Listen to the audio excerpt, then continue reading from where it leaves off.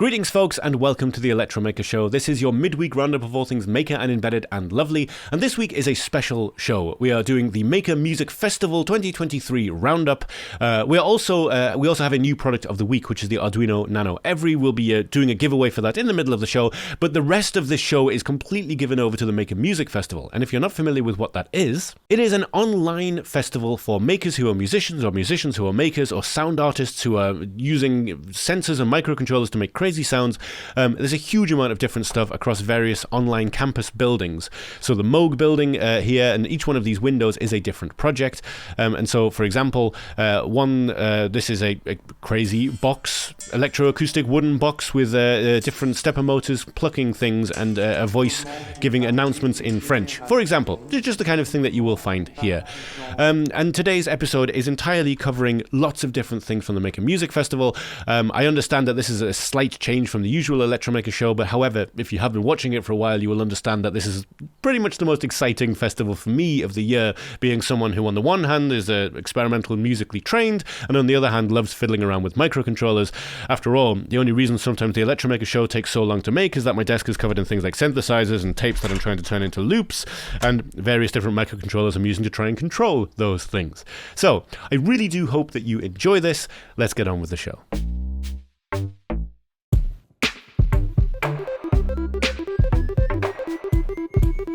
So, in the Moog campus, which is the one that you will see when you open the website, in the second to top right window, you will find Motordrone. And this is a project by Josef Szuecs. It even handily says Szuecs, which I'm very glad, because I would have absolutely butchered this name. It would have been terrible. And this is the thing that made me think, okay, I have to do a special about the Maker Music Festival, because again, it doesn't always have to be insane, beautiful installation pieces. Don't get me wrong, we're going to be seeing many of those today. But this is a simple idea I think many of us have had. If you play a string instrument and have had even an Arduino starter kit, why do I have to be the one that holds the guitar and strums it when I could get a machine to do it for me? And essentially that's what this is. With an added looper and some reverb to add a bit of beauty to it. But yes, it is one string. It's going to be saying on the screen what I'm saying at the same time. It's one string over a guitar fretboard and a motor spinning at different speeds, depending on how you change the potentiometer, just to the right-hand side, covered by his right hand right now. And then, yeah, essentially piano keys, although they are pieces of wood cut, laser cuts to the right sides. There's a real simplicity to it, but it does sound really good, and it's a wonderful thing. I know, again, that sounds like a very strange thing to say, but it's all well and good having a breadboard with loads of wires everywhere, but this is a box that does one thing and one thing only, and I love that, and it sounds really nice.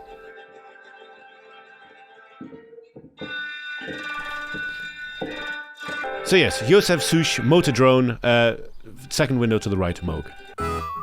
And of course, we have to give an honourable mention to Kevin, who is a viewer of this show and the maintainer of the fantastic Simple DIY Electronic Music Project blog that we featured on the show many times before, and I'm sure we're going to feature many times again. And I don't think I need to tell you why the work that Kevin does appeals to me so very much, where microcontrollers and music meet. That's kind of my thing. And Kevin has been tirelessly working just in so many ways to make music using varying degrees of technology and computers. Even what you can see here is probably enough to give you an idea of that. Arduino Nanos, RP24, Raspberry Pi Pico boards, Raspberry Pi just over here, various other things, all doing lots of beautiful sound making, which is of course what I like so much. If you would like to know more, I will leave a link to his blog in the description of the video. Everything that you're seeing here is explained in great detail on the blog, referencing back to other blogs that break it down into even smaller chunks to make it easier to learn, and all of the code that Kevin has made for this kind of stuff is he distributes for free. It really is a wonderful thing. If you would like to find it as well on the site, it is the top window of the Subotnick campus building, the top middle window. Now, there was one new feature of the Maker Music Festival 2023, and that is they have virtual field trips for educators, although, of course, you don't have to be an educator with a classroom full of kids over Zoom, presumably, to enjoy this. If you click on the field trips for educators, you get various different options as for ones that you can look at, and of course, the Makey one is going to be very interesting to a lot of people, although we covered so many Makey-esque things on the Electromaker Show before. I want to show you a different one, which I found equally interesting. And that is the field trip for instruments, including records and cassette tapes. Yes, one of my extra things alongside the general microcontroller and synthesizer things that I've been messing around with for a while is tapes and tape loops, and this is not a tape, random tape on the desk. Sampling from tapes in order to make music is one of the free time things that I have. A synthesizer and a sampler can take you a long way. Anyway, that's a distraction. This is a list of projects that work with records and cassettes, and there are some fantastic ones. The one that I wanted to show you, that just because I just love the idea of the simplicity of it, is this. This is Victoria Shen, and this is a project called Needle Nails.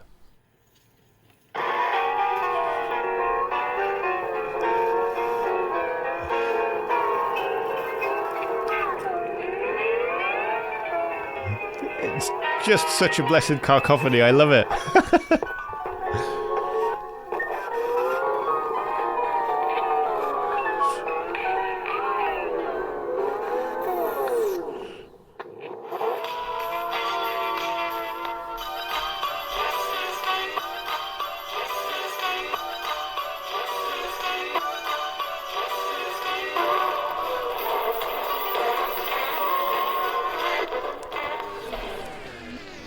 There's like a slightly chaotic representation of the, what do you even call it? Vaporwave aesthetic? I'm not even sure.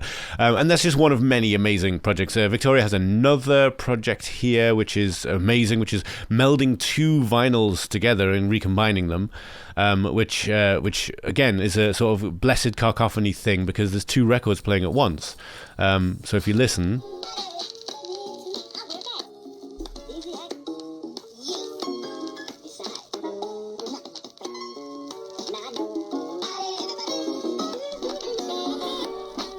This is one of many custom records that she's made, including ones that run at different speeds, i.e. records that are meant to run at 45, 33 and I think 78 RPM. It mentions it right here. 3-speed record combining the 3 different records to make a single record that plays at 3 speeds simultaneously. The other side of the maker sphere from where we're usually looking from with Electromaker, but I really wanted to mention those, give them an honourable mention. However, there are some more things which are a little bit down our street that are definitely worth looking at. There are many of these field trips, as I've mentioned as well. And if you're just looking for a quick dip into themes of the Making Music Festival, this might be a nice way to do it. So just a quick reminder, click on the field trips sign, and then you get a nice list of curated things that sort of fit together. Now, we're going to move over to a synthesizer. This is Lavanda 8 from Marcelo Kraiser, and this is the bottom right window in the Zinovieff part of the online campus, what we're going to call this. I think that's what they call it, a virtual campus, which I really like. It's a place of learning. But it is a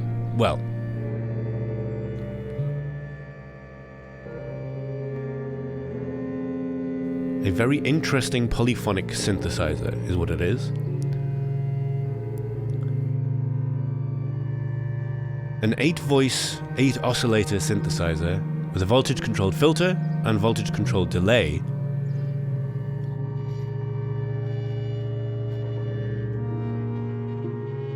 However, the About page just says that. It took maybe 4 months to complete development. 8 tunable oscillators with a choice of long or short envelopes each. One of them capable of random notes. And yeah, as I mentioned, but when you hear the way the interactions work between the fingers,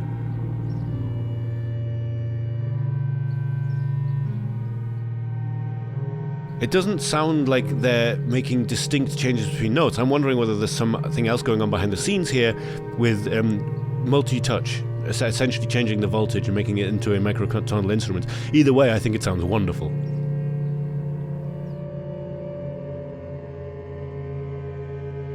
That said, I do like droney, strange synthesizer music, so your mileage may vary. I do appreciate that.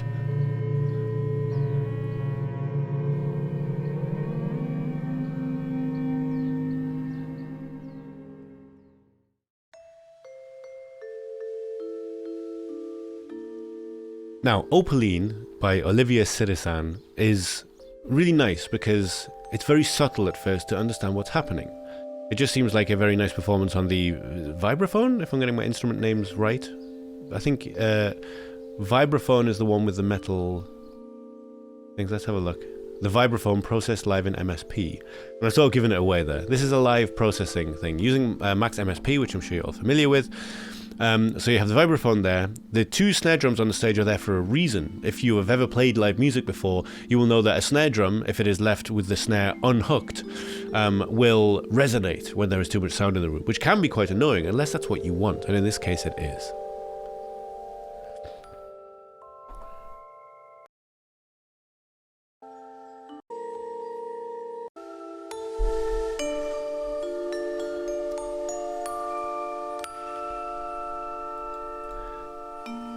If I fast forward into the performance a little, you can start to hear the accumulated sounds in the background.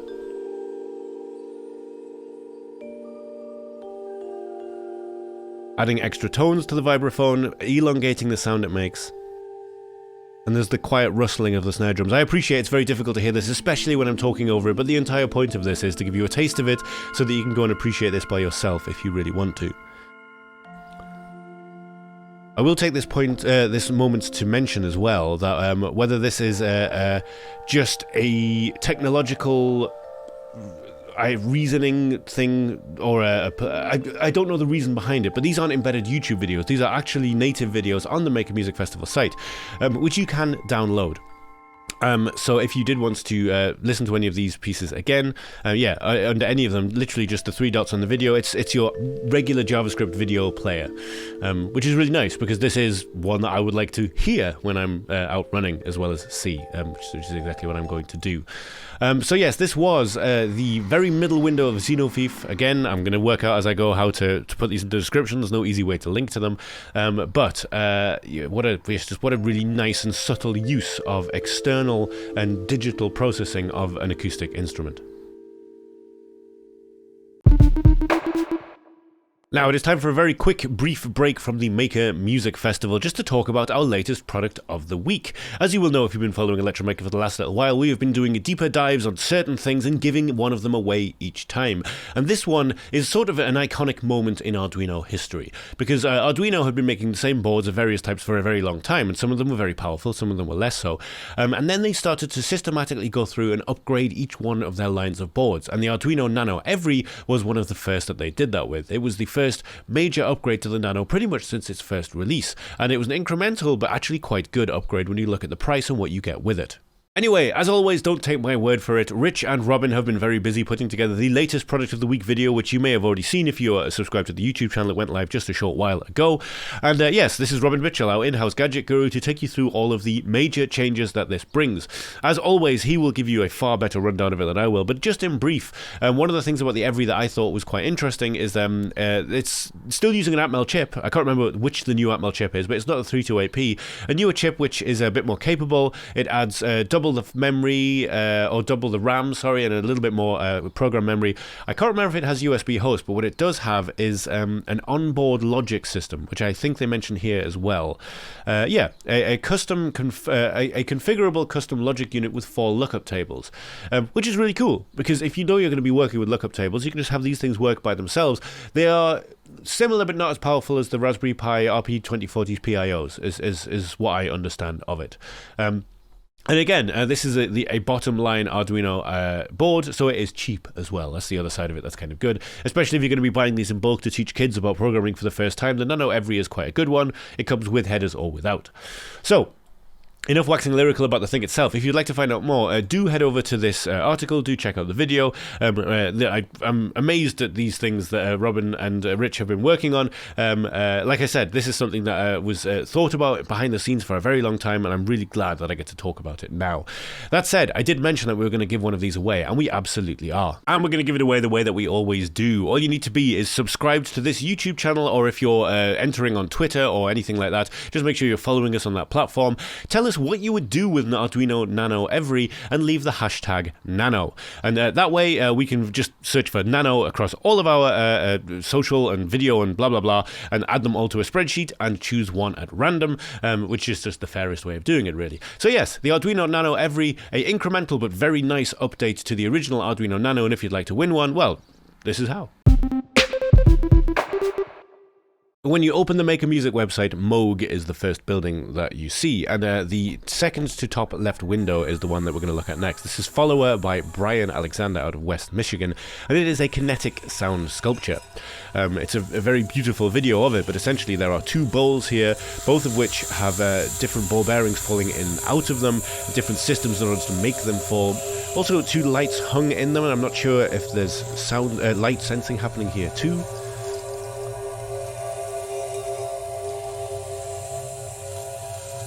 But it is a very pretty sound. Now, Trace Bloom is a name I recognize, and I'm assuming this is the name under which they operate. But the idea here is that there is a certain amount of chaos because both sides are operating at slightly different clock speeds, so they're never going to quite match up.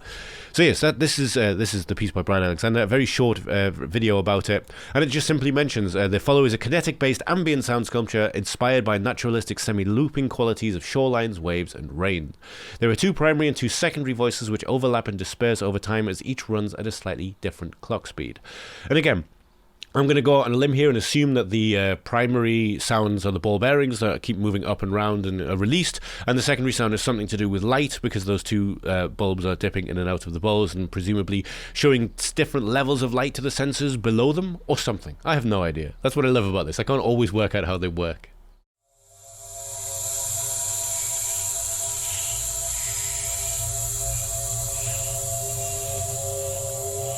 Now, over here in the Zinovieff building, and that's a name that I'm pronouncing in a very German way, I'm not sure if that's how you pronounce it, the middle top window is a project by Eloysa Zelada called Unnatural Nature, which is a data sonification project. Now, if you're not familiar with the concept of data sonification, it's something that I've always been very interested with, especially more so that now that I am a runner and I'm generating loads of data on my wrist. This is using the 4 NASA-derived climate change data sets that basically charted the change of the climate over time and the human influence that we've had on it. And this is a 2-part installation. One, a data sonification of that. The second part being an interaction where all of these hanging plants that you can see affect the sound in real time. And it's kind of bittersweet that I'm showing you this because unfortunately that part of it isn't something that I've been able to see.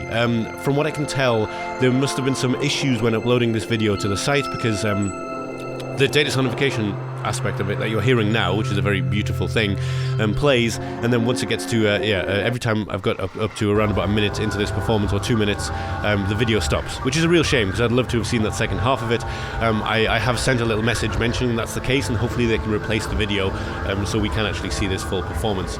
But again, data sonification is something that I'm glad to see represented here. It's by far not the only data sonification project on this year's Maker Music Festival. This one just grabbed me because of the visual element of it. This is a project that was taking place at the Ann Arbor University in Michigan, if I remember correctly. University of Michigan Performing Arts and Technology Department. And as I mentioned, if you'd like to know more about the Maker as well, in fact, this is a good point maybe to mention this. Throughout all of this, each one of these has exactly the same setup. So there has the video that plays, and then it has a quick about section, but also under the bio it will tell you a little bit about them. And a few of them have links out to their social pages, also ways that you can make small donations to their projects. So if any of these projects have really grabbed you and you like say, okay, yes, this is great, I want to support this artist, there's a way that you can generally do that. Anyhow, despite not being able to see the second part of this performance, I still thought it was worth including just because I've mentioned that it's a data sonification project. What I haven't mentioned is that this is a multi-point speaker project as well. This is using a 22-speaker third-order ambisonic system. Now, I'm going to be straight up with you and say I don't really understand the orders of ambisonics. I don't really understand multi-speaker output beyond the fact that I did a little bit of messing around with quadraphonic stuff when I was at college because I had the time and inclination. But beyond making cool things come out of different speakers at different times, I'm not that immersed in it. However, it is something that I would love to experience in real life. Because if you can imagine, 22 distinct sound points of this data sonification, it's not just the beautiful but singular sort of stereo drone we're hearing right now. You'd be hearing it from all around you. And I can't help but think that the second half, the interactive half of this performance, had we had the chance to see it, would be even better if you were there, because presumably that same system is producing the sounds that you are using when you manipulate the plants that are hanging on the hooks. Now, tubes. Tubes is one of the pieces that I was really excited about because it combines really quite simplistic ideas with a beautiful environment and some really nice audio processing to create something hauntingly beautiful.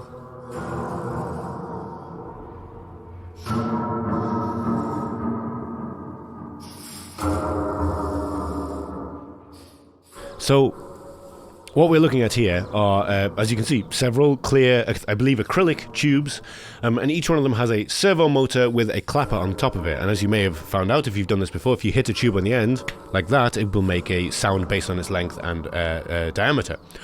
However, if you combine that with this beautiful resonant environment, like a church, and a big effect box in the middle of the room, and it sounds like there's some delay with dropping off of pitch happening, you get this just incredible haunting thing, which sounds beautiful and looks visually very interesting as well.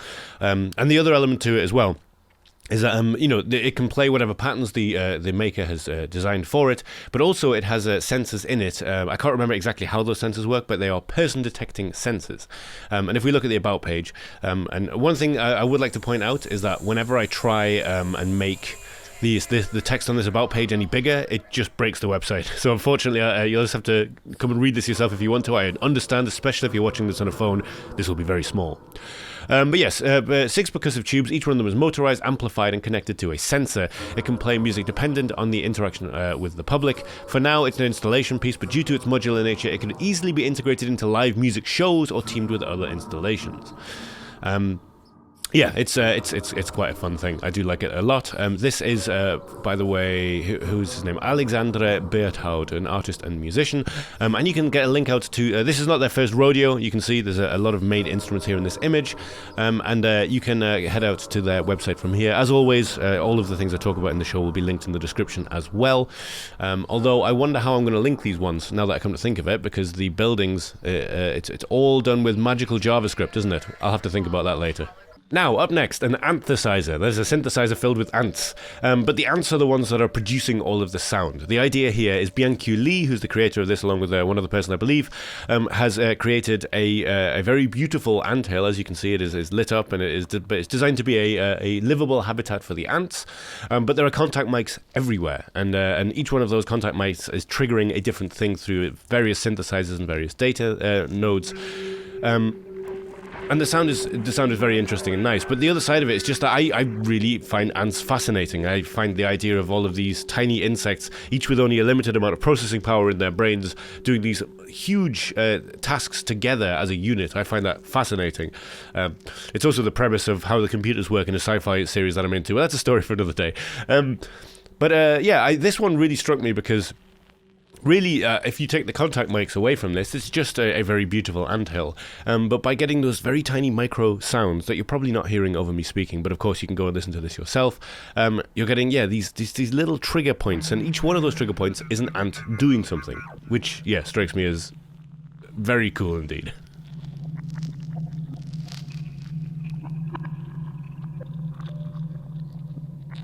Now, there's more to this project that I haven't got time to talk about right now. Once again, if you would like to find this one, it's in the Russolo building, and I believe it is down here. Yes, Russolo building, first window to the right side of the door. Finally, this is a piece by Anna Dulce called Electrosensible. Now, Anna is a mixed media artist. She creates paintings and works of art that you interact with in order to make sound. So what you have here are two canvases, one with, both with circuitry on, but one with a speaker on, and the other with a big graphite field, as you can see in the background just here.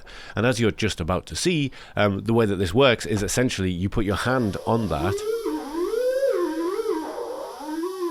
and the connections your hand makes between the graphite and the amount of, resistance that gives to the circuit, or the lack of resistance your hand has over the graphite, produces these crazy experimental sounds. And this is all using very basic kit. This is using graphite and then wires, resistors, LEDs, and a 555 timer. There's no crazy synthesis going on in the background. This is very raw. You put your hand in, you become part of the circuit, and this is the sound that it makes.